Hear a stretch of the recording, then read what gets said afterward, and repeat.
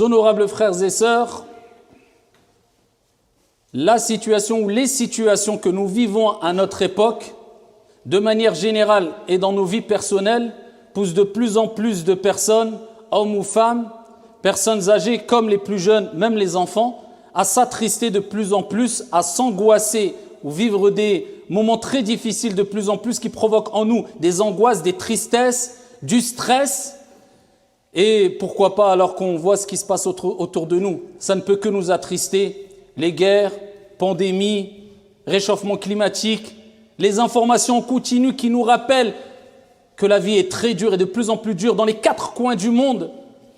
Pour tout type de personnes, peu importe la conviction religieuse, la croyance, l'origine, la couleur, la nationalité, on voit que la vie est de plus en plus dure.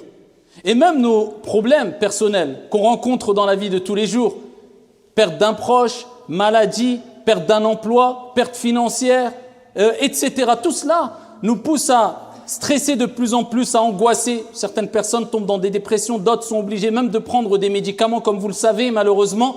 Certaines personnes cherchent la solution où il ne faut pas, ils se trompent de route et ils s'enfoncent de plus en plus. Ils n'arrivent plus à remonter la pente, à remonter la tête au-dessus de la surface de l'eau. En tout cas, les gens sont pris d'une certaine panique. Le passé les hante, le futur leur fait de plus en plus peur. Eh bien, en tant que croyant, on peut dire que parmi les raisons qui poussent à toute cette panique et cette angoisse et cette tristesse, c'est qu'on n'a pas compris 2 choses. Principalement 2 choses, bien d'autres comme on va le voir, mais principalement 2 choses. La première, c'est qu'à partir du moment où celui qui gère toute chose, qui contrôle toute chose, qui pour lui rien n'est difficile, celui qui lorsqu'il veut quoi que ce soit, il dit soit et c'est kun fayakun.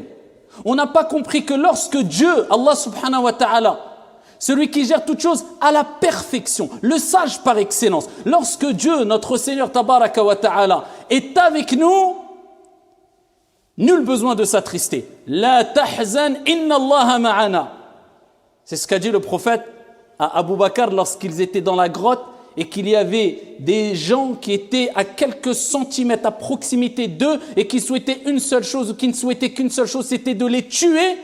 Il lui a rappelé que la proximité de Dieu, eh bien, elle est éloignée le mal de nous. La tahzan.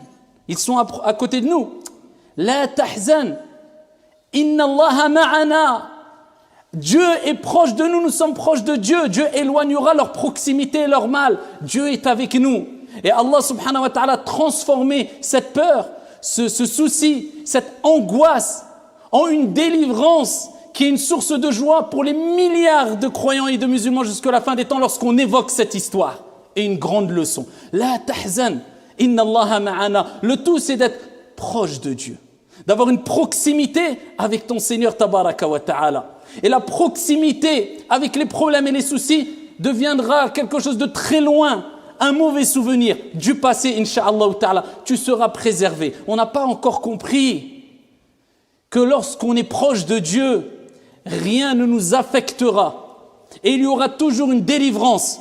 Et il y aura toujours une réussite à la clé, incha'Allah ta'ala. Fa inna ma'al usri yusra, inna ma'al usri yusra. Allah le répète à 2 reprises. Certes, avec la difficulté, il y a la facilité. Avec la difficulté, il y a la facilité. Et comment une difficulté mentionnée dans ces 2 versets coraniques peuvent vaincre 2 facilités mentionnées dans ces versets coraniques. Fa inna ma'al usri yusra, inna ma'al usri yusra. Deuxième des choses, on n'a peut-être pas assez pris conscience et compris que non seulement on doit avoir une proximité avec Dieu, mais qu'il faut vivre au jour le jour. Et dis-toi que le passé, peu importe si obscur soit-il, eh bien, n'est qu'un passé, n'est qu'un souvenir. Et tu ne dois pas t'attarder sur ton passé, mais il faut que ton passé puisse être une leçon afin de vivre au mieux ton présent sans te préoccuper du futur qui peut-être n'existera pas. Vis au jour le jour. Demain, Allahu a'lam. Est-ce que tu seras là ce soir? Je ne te parle même pas de demain. Pourquoi te tracasser pour demain? Pourquoi t'angoisser? Pourquoi avoir peur du lendemain? Ça, c'est la ruse du diable, le shaitan. Ya'idukumul faqr وَيَأْمُرُكُمْ الْفَحْشَاءَ. Il fait toujours, ou il vous fait toujours promettre des choses qui vont vous attrister, vous apeurer, hanter votre esprit, provoquer une certaine surchauffe psychologique, physique aussi et morale. Shaitan, il vous promet la pauvreté.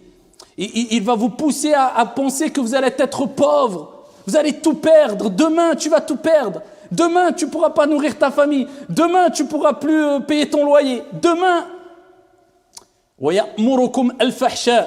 Et il vous ordonne le répréhensible mal. Ah, ça, il sait faire. Mais à côté, on a Allah subhanahu wa ta'ala. Allah nous dit, Wallahu, Wallahu. Allah subhanahu wa ta'ala nous promet quoi? Maghfiratan minhu wa fadla. Wallahu wasi'un, wasi' alim. Allah subhanahu wa ta'ala, c'est le plus grand. Allah subhanahu wa ta'ala, c'est lui qui accorde ses largesses. Allah subhanahu wa ta'ala, c'est lui l'omniscient qui sait tout. Ne t'inquiète pas. Allah azza wa jal vous promet un pardon et c'est grâce. Donc toute personne, shayatin ou ins, diable ou être humain, qui vous apporte des nouvelles pour vous faire peur, stresser, angoisser sur le futur, mais tu vas voir, tu vas pas réussir, mais ceci, cela, wallahi, sachez qu'ils ont la même mission. Shaitan et eux ont la même mission. T'apeurer, t'attrister. Tourne-toi vers ceux qui voient les choses positives. Tourne-toi vers ceux qui te disent, écoute, vis au jour le jour, aujourd'hui tu as la santé, alhamdulillah. Aujourd'hui tu as de quoi manger, alhamdulillah. Tu as un toit, alhamdulillah. Tu fais partie des personnes les plus riches sur la surface de la terre. Tu as à manger, tu as la santé, tu as un toit pour dormir, tu veux quoi de plus? Alhamdulillah. Eh bien, on est toujours ici, quelquefois, à craindre le futur et à se prendre la tête avec le passé. Vis au jour le jour, c'est ce que nous a enseigné le prophète sallallahu alayhi wa sallam lorsqu'il a dit « Kun » soit au moment présent, aujourd'hui. « Kun fi dunya ka'annaka gharib ou abiru sabil » soit dans la vie d'ici-bas comme si tu étais un étranger ou bien un passant, un voyageur. Et quand tu vas dans un endroit, tu te dis pas, ouais, mais dans 6 mois, tu dis, écoute, je profite maintenant, alhamdulillah, parce que je suis que voyageur, je vais rentrer chez moi. Bah, tu vas rentrer chez toi. Je vais rentrer chez moi. Nous allons toutes et tous rentrer chez nous. C'est où? Notre demeure éternelle. C'est l'au-delà. C'est l'au-delà. Donc ici-bas, on vit aussi. Mais on vit de quelle manière? Sans se prendre la tête. Je ne dis pas ne profite pas de la vie d'ici-bas tout en te préparant pour le delà. Mais ne te prends pas la tête. Ça ne va rien changer. Tu as des soucis, tu vas t'attrister. Cet attristement, cette tristesse, cette angoisse, ce stress. Quelqu'un a déjà prétendu que c'était un médicament, c'était un remède, c'était une solution pour faire disparaître ton stress. Non, ça c'est du mal qui ne fait rajouter que du mal. Amma le bien, wasbir wa ma sabruka illa billah. Le bien n'apporte que du bien. Quand tu patientes, Dieu te rajoute de la patience. Quand tu agis en bien, Dieu te facilite le fait de pouvoir encore agir en bien. Ça, c'est des choses bénéfiques. Mais ça, c'est du négatif, ça. Ça va t'apporter rien du tout. Et Ibn Umar, radiyallahu anhuma, qu'est-ce qu'il disait? إذا أمسيت فلا تنتظر الصباح وإذا أصبحت فلا تنتظر المساء وخذ من صحتك لمرضك ومن حياتك لموتك. C'est maintenant que ça se passe. Mais dans 2 heures ou dans 10 heures ou dans 20 heures. Attention, je ne dis pas qu'on ne doit pas se projeter dans des projets dans le futur. Mais si ces projets, si tes projections, ces probabilités qui vont se passer te poussent à angoisser, non, ça c'est pas bon. Mais si ça te pousse à rester positif et à entreprendre et à faire des choses bénéfiques et à voir loin, avoir cette vision loin, comme le prophète l'avait, aucun mal, même c'est positif, c'est bien. Il faut être visionnaire dans la vie aussi. Mais vous voyez, la bonne compréhension, le juste milieu. Et Abdullah ibn Umar radiyallahu anhuma disait quoi? Quand tu es au soir, il n'a pas dit quand tu es lundi, attends pas 2 siècles après ou 2 ans après ou 2 semaines. Quand tu es au soir, n'attends pas le matin. Et quand tu es le matin, n'attends pas le soir. Et prends de ta bonne santé pour ta maladie. Profite de ta bonne santé avant que la maladie arrive. Tu vas tomber malade. Tu croyais que tu allais rester en bonne santé parce que tu es un sportif, tu vas à la salle de sport et tu as 20 ans, 30 ans tout le temps. Tu vas tomber malade. À un moment ou à un autre, tu seras malade. C'est comme ça. Prends de ta bonne santé pour ta maladie et de ta maladie pour ta mort. Tu vas mourir, que tu le veuilles ou non. Donc profite pendant cet instant où tu es ici encore et de ta vie, pour ta mort. Profite pendant que tu es en bonne santé avant que tu tombes malade. Et profite pendant que tu es en vie avant que tu ne meurs.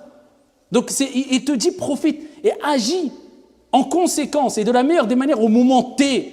Demain je ferai et je me repentirai. Qui te dit que pendant je ne sais combien de secondes, des centaines de secondes, des centaines de... Tu ne vas pas mourir. Alors qu'on sait très bien que pendant la nuit, eh bien, notre âme quelque part est entre les mains d'Allah subhanahu wa ta'ala. Il restitue l'âme à qui il veut, c'est la petite mort. C'est pour ça qu'on appelle le sommeil an-nawm akhul maut, le frère de la mort. Quelque part une petite mort pour nous rappeler aussi l'au-delà. Vous êtes dans une activité mondaine, mais la nuit, vous êtes déconnecté de cette vie d'ici-bas, temporairement. Mais ça, c'est juste simplement pour que vous goûtiez à ce qui vous attend éternellement. C'est des ibad, c'est des leçons. Mais où sont ceux qui raisonnent? Eh bien, maintenant, agis, n'attends pas demain, je ferai. Ce que tu peux faire pour ta vie d'ici-bas qui est bénéfique ou pour ton au-delà ce soir, fais-le ce soir. Le matin, n'attends pas le soir, fais-le maintenant. Tu es en bonne santé, n'attends pas d'être malade. Tu es vivant, n'attends pas d'être mort. Et profite au mieux et intelligemment, bien sûr. Et intelligemment. Mais, ayyuhal akhyar, pour être parmi les gens qui seront préservés des soucis et des angoisses et des tristesses, comme on a dit précédemment, il faut être proche de Dieu. Et il faut être pieux. Il faut aimer son Seigneur. Il faut savoir que le refuge est auprès d'Allah Azza wa Jal. Fafirru ilallah, comme Allah a dit dans le Coran. Fuyez vers Allah. Et les êtres humains, quand on les craint, on fuit d'eux. Mais Allah, plus on le craint et plus on fuit vers lui, subhanahu wa ta'ala, vers sa clémence, son amour, sa miséricorde. Parce qu'on sait que tout est géré, contrôlé par Allah, subhanahu wa ta'ala. Et Dieu nous veut plus de bien que notre propre mère nous veut du bien et nos propres parents. Arhamur rahimin. Le plus miséricordieux des miséricordieux. Bismillahirrahmanirrahim. Avant chaque verset coranique, chaque soir plutôt du Coran, on commence avec quoi? En rappelant la miséricorde de Dieu. Allah nous rappelle que sa miséricorde devance sa colère, subhanahu wa ta'ala. Fuyons vers sa miséricorde. Allons nous protéger. Regardez, un enfant, quand il va mal, quand il est triste, il cherche qui? La personne la plus clémente et la plus miséricordieuse envers lui. C'est vrai ou pas? Tu peux le donner à droite, à gauche, à une nanny ou à son frère, à sa... Non, il veut sa mère. Parce que sa mère lui apportera de l'amour et de la miséricorde comme personne. Et à ce moment-là, la tristesse va se dissiper. Les larmes vont sécher. Et le sourire va être retrouvé.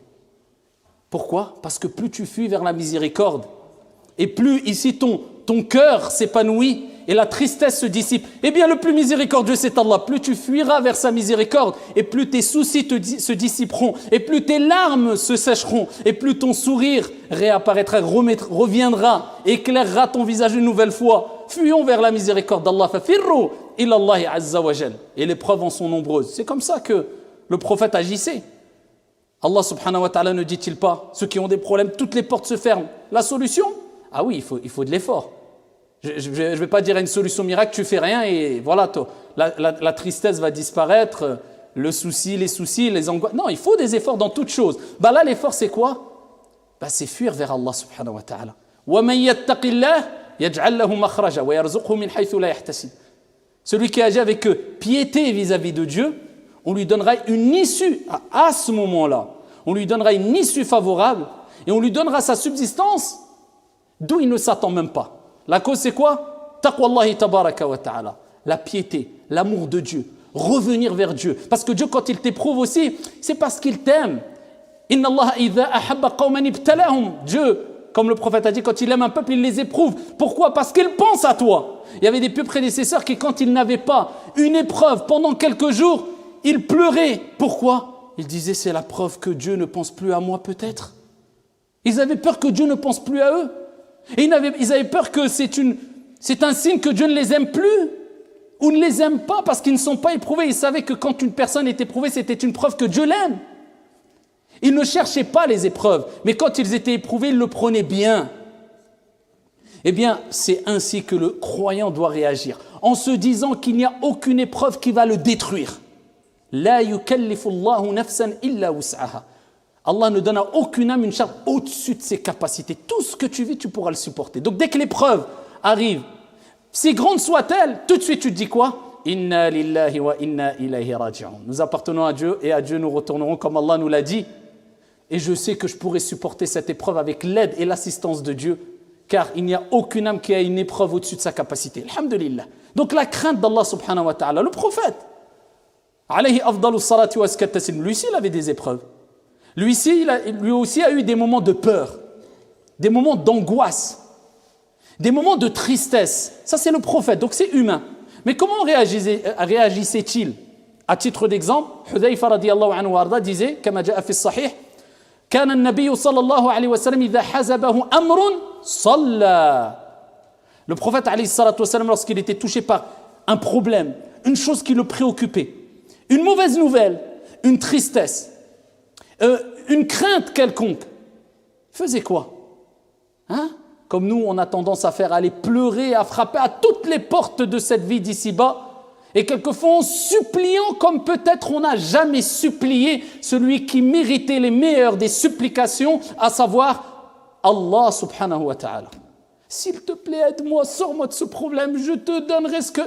Wallah ya akhi, wallah ya ukhti. Tu sais comment tu es en train de supplier la personne là, presque à te mettre à genoux. Si tu suppliais comme ça, peut-être ton Seigneur ne serait-ce que pendant 10 secondes, tes soucis, non seulement ils disparaîtraient, oui, ils auraient disparu, mais en plus de cela, Dieu aurait transformé tes soucis en une joie et une réussite et une félicité. Là, on se concentre vraiment dans les supplications, dans la demande d'aide, vis-à-vis de la créature, en oubliant que c'est le Créateur qui gère toutes choses, subhanahu wa ta'ala. Dans l'application, on a du mal à prouver qu'on a compris ça. Dans la théorie, on le connaît tous, moi le premier. Mais quand on est touché, l'application, c'est autre chose. Dis-toi maintenant, ça y est, tu as eu la théorie, là c'est le contrôle. Là c'est le contrôle, maintenant tu as l'épreuve, on aura tous des... voilà, Dieu t'éprouve, t'inquiète pas, ça va passer, l'épreuve va passer, et tu vas même peut-être en rire de tes problèmes passés. Donc surmonte les problèmes de la meilleure des manières avec l'assistance de ton Seigneur, tabaraka wa ta'ala. Allah dit au prophète, alayhi salatu wassalam, « وَلَقَدْ نَعْلَمُ أَنَّكَ يَضِيقُ صَدْرُكَ بِمَا يَقُولُونَ » Et nous savons que ta poitrine se serre, que tu es angoissé à cause de ce qu'ils disent sur toi. Ça, c'est Allah qui parle au prophète, c'est humain. Dieu, ce qu'il dit au prophète, on sait, وَلَقَدْ نَعْلَمُ أَنَّكَ يَضِيقُ صَدْرُكَ بِمَا يَقُولُونَ. On sait ça, on sait. Ça te fait mal, mais Allah lui donne la solution. فَسَبِّحْ بِحَمْدِ رَبِّكَ وَكُمْ مِنَ السَّاجِدِينَ وَاعْبُدْ رَبَّكَ حَتَّى يَأْتِيَكَ الْيَقِينَ. Glorifie, exalte le nom de ton Seigneur tabaraka wa ta'ala et sois parmi celles et ceux qui se prosternent. Et adore ton Seigneur jusqu'à ce que te vienne la certitude, c'est-à-dire al-maut, la mort. Le reste, ne t'inquiète pas. Nous, on s'en charge. La tahzan, ne t'attriste pas. Inna Allaha ma'ana. Allah est avec nous. Ce qu'a dit ici le prophète Abu Bakr radiyallahu anhu, c'est rien, c'est un détail. Allah lui rappelle la solution, glorifie Allah. Quand on a des problèmes, est-ce qu'on dit subhanallah, alhamdulillah, la hawla wa la quwwata illa billah, cette formule qui, par la permission d'Allah, eh bien, fait transformer les mauvaises situations en bonnes situations. Il n'y a de transformation, de force et de puissance qu'en Dieu. La hawla wa la quwwata illa billah. Est-ce qu'on glorifie Allah? Est-ce qu'on court vers la salle d'ablution pour faire l'odo et faire 2 rak'at, comme le prophète faisait? Il allait faire la prière quand il y avait un souci. Comme Allah nous a dit dans le Coran, fasabbih bihamdi rabbika wa kun minas sajidin, et sois parmi ceux qui se prosternent et adore ton Seigneur, wa'bud rabbaka hatta ya'tiyaka al-yaqin, jusqu'à ce que te vienne la mort, c'est-à-dire lâche pas la ibada, l'adoration, et le reste ne t'inquiète pas. Et pour terminer, ayyuha al-akhyar, alhamdulillah qu'il y a des épreuves aussi quelque part. Parce qu'on sait très bien que les épreuves nous poussent à prendre conscience des innombrables bienfaits accordés par le Créateur suprême, Allah subhanahu wa ta'ala. Et lorsque le brouillard des épreuves disparaît, eh bien celui-ci laisse place à la clarté des millions, voire des milliards de bienfaits qu'on a tendance à mettre de côté et à oublier. C'est pour cela que quand on a une épreuve et que l'épreuve disparaît, on ressent un apaisement et un bonheur, et on a une prise de conscience quant aux bienfaits de Dieu qui étaient à nos yeux simples, mais qu'on avait tendance à banaliser. On reprend conscience de tous ces bienfaits-là et on remercie Dieu. Mais s'il n'y avait pas ces épreuves, eh bien, on aurait continué à banaliser ces bienfaits. Des choses simples, mais essentielles. La famille, le toit, le fait d'avoir le ventre plein, le fait de pouvoir prier, le fait de pouvoir marcher, le fait de pouvoir voir, le fait de pouvoir avoir du goût, le fait de pouvoir avoir des amis, avoir une famille, avoir des proches, etc., etc. Tous ces bienfaits qui, même les plus riches dans cette vie d'ici-bas, eh bien, avec tout l'argent qu'ils ont, quelquefois, ils ne peuvent pas acheter un de ces bienfaits, car c'est des bienfaits qui ne s'achètent pas. Avez-vous déjà vu quelqu'un à qui on a annoncé un cancer et sa mort proche parce qu'il n'y avait plus aucune solution, racheter sa bonne santé?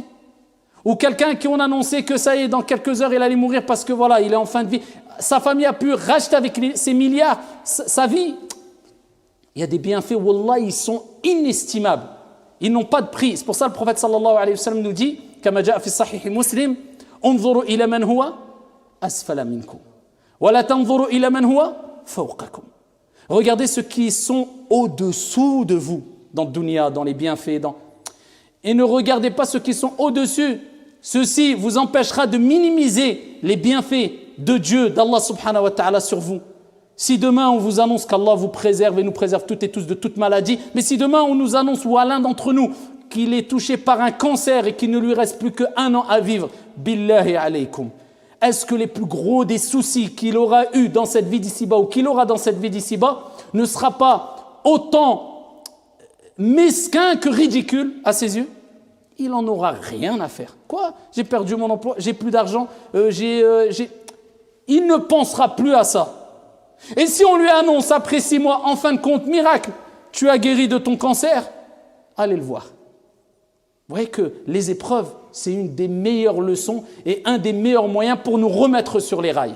Mais n'attendons pas d'être éprouvés, d'être dans le mal pour invoquer Dieu, car le prophète alayhi salatu wassalam a dit, celui qui évoque Allah, celui qui pense à Dieu, celui qui est reconnaissant lorsque tout va bien, eh bien Allah subhanahu wa ta'ala pensera à lui. Allah subhanahu wa ta'ala l'assistera quand tout va mal. هذا وصلوا وسلموا رحمكم الله على نبي المختار كما أمركم بذلك جل وعلا حينما قال إن الله وملائكته يصلون على النبي يا أيها الذين آمنوا صلوا عليه وسلموا تسليما اللهم صل وسلم وزد وبارك على عبدك ورسولك محمد وعلى آله وصحبه وسلم تسليما كثيرا وارض اللهم عن الخلفاء الراشدين المهديين أبي بكر وعمر وعثمان وعلي